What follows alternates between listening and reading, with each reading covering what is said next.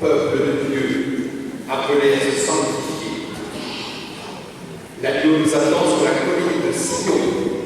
Il nous attend pour le jour de Pâques, nous le savons. Et nous allons vivre tout à temps Pascal. C'est cela qui nous donne du courage, n'est-ce pas? Alors, en avant les pauvres. En avant, c'est une traduction possible de bienheureux, que nous sommes heureux ainsi d'être appelés par le Seigneur dans un appel décisif, et j'allais ajouter définitif, par le baptême.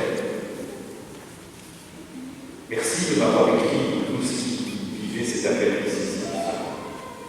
J'apprends beaucoup de choses dans vos lettres, à la fois de votre impatience, à la fois aussi de voir combien c'est à travers parfois des épreuves que le Seigneur est venu vous retrouver.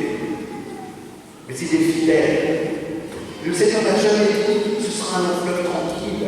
Il a dit je serai avec vous tous les jours. Et voici que ce jour est un jour béni. Alors vous me permettrez à partir de ces textes de reprendre quelques points. Le premier, c'est de dire l'homme a été créé bon.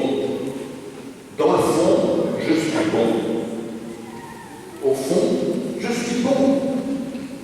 Au cœur même de l'homme, il y a cette âme inaltérable qui ne peut pas être touchée par quoi que ce soit. Dieu vit que cela était très bon. Et Dieu s'émerveille en voyant sa création. Ça, c'est la première chose que dit le livre de la Genèse. L'histoire ne s'arrête pas là, car nous le savons, il y a l'intervention du diable, aussi bien dans l'Ancien Testament que dans le Nouveau. Jésus, aujourd'hui, tenté par le diable. Satan, qui pervertit l'ordre établi, car le mal ne vient pas du cœur de l'homme. Il ne vient pas non plus de Dieu. Dieu n'a pas créé l'homme bon et mauvais. Il l'a créé bon, mais c'est l'intervention d'un troisième qui lui suggère de ne pas rentrer dans le plan de Dieu. Nous avons le récit du péché des origines, qui est cette intervention du troisième. Il y avait Dieu et l'homme, voici qu'un troisième perduit. Et aujourd'hui, on voit des tentations. La tentation n'est pas le péché, parce que Jésus a été tenté. Ce n'est pas le péché, mais c'est la suggestion de l'adversaire. Suggérer que finalement, ce n'est pas si bon que cela, et que finalement, si tu décides toi-même ce qui est bon pour toi, ça ira mieux pour toi. Et ton bonheur, tu pourras à ce moment-là vraiment le faire. Tentation, il y a d'abord la suggestion. Il faut que ça reste au stade de la suggestion. À partir du moment où nous commençons à discuter, à partir du moment où nous disons après tout, pourquoi pas il y a raison finalement, si je faisais ça, j'aurais été beaucoup plus agréable. Je rentre en discussion jusqu'au passage à l'acte. Il y a ces étapes ainsi après la suggestion de l'adversaire. Dans le Notre Père, nous disons ne nous soumets pas à la tentation. C'est vrai que c'est une traduction qui est remise en cause, dans la mesure où elle prête peut-être la confusion. L'important, c'est de voir le sens. Non, Dieu ne nous tente pas. Mais, Seigneur, ne permets pas, quand je suis tenté, je commence à discuter les suggestions de l'adversaire, car déjà, quand je commence à voir, je suis déjà dans un trouble qui va créer le mal d'être en moi. Alors, oui, ce rôle de l'adversaire, un rôle important dans l'histoire des hommes. Voilà, quelque chose à dire sur lui. Sa plus grande ruse, c'est de faire croire qu'il n'existe pas, donc c'est qu'est-ce qu'il veut. La grande ruse de l'adversaire, c'est de vous dire, finalement, on peut le lui-même, parce que c'est pas la chose de tous. L'adversaire te dit, tu vas quand même pas croire dans cette lumière. Tu vas quand même pas croire que Dieu est bon. Tu as vu dans quelle galère tu es? Si Dieu était bon, il n'y aurait pas ça. Il n'y aurait pas le dans le monde. Il n'y aurait pas la souffrance des hommes. Il n'y aurait pas ces catastrophes. Donc Dieu n'est pas bon.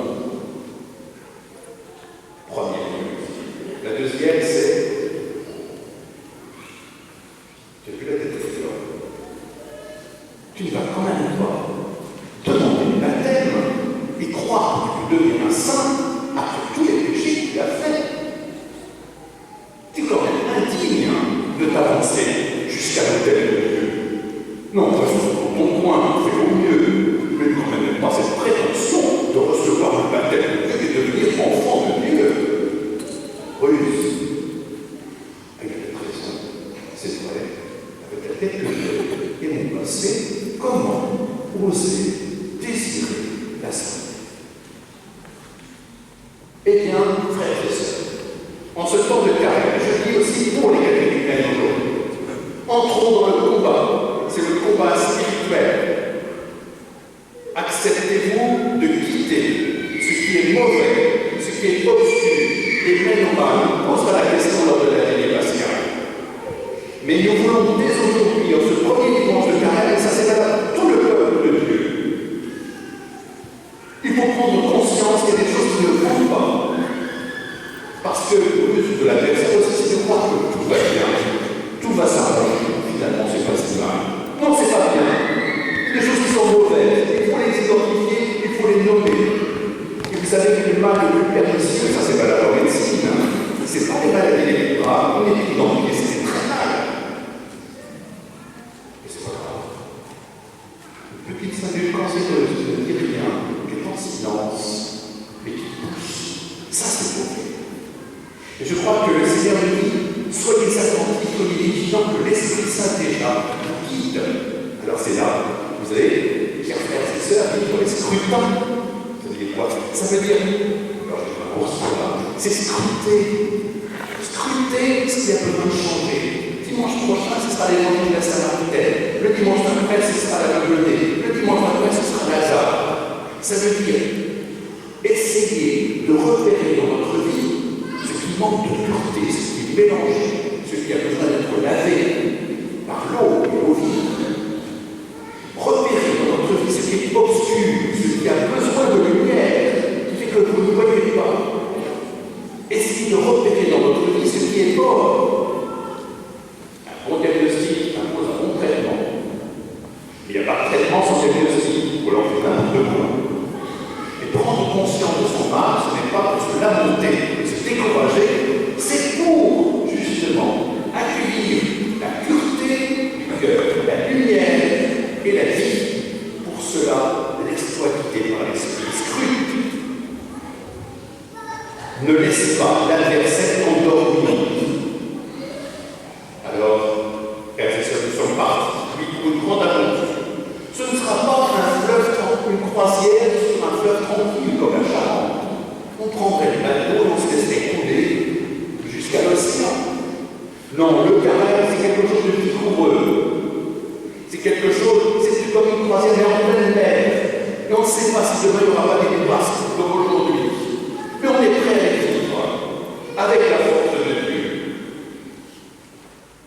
Et l'adversaire nous dit, oh, je ne pourrais pas, je ne suis pas assez courageux, je n'ai pas assez de force. Et Dieu nous dit, ne t'inquiète pas, je suis avec toi. Si je veux te montrer ce qui ne va pas bien, c'est justement pour que ça aille mieux. Et tu n'es pas tout seul, regardez comme nous sommes nombreux. Un peuple de Dieu en marche. C'est ça, la victoire de l'amour. Car bien sûr, nous sommes tentés comme Jésus a été tenté. Mais nous voulons que le Christ, car vous l'avez déjà en vous, le Christ soit votre force pour pouvoir aller jusqu'à Pâques. Et à Pâques, il viendra vivre en vous, et il pourra vivre un temps pascal dans sa lumière et dans sa paix. Nous tous, nous sommes, et tous les ans, nous sommes en carême, car tous les ans, nous avons besoin de revisiter notre vie afin de remettre de l'ordre. Mettez Dieu à sa place, tout le temps à sa place, un peu d'ordre, s'il vous plaît, et un peu de chirurgie, s'il le faut. Un traitement nécessaire pour être en bonne santé, la victoire de l'amour. Alors scrutez bien, afin que la clarté vienne dans ce qui est soumis. La lumière dans ce qui est obscur et la vie dans ce qui est mort. À ce moment-là, à Pâques, nous aurons vraiment peut-être ressuscité. Mais pas de Pâques sans bon carême. Commençons bien, et nous voulons vivre notre carême avec pénitence peut-être, justement pour mettre les choses en ordre. Seigneur, merci pour ta présence et merci pour tous ces frères et sœurs qui nous entraîne à plus de vigueur. Il n'y a pas de combat sans la force, Seigneur,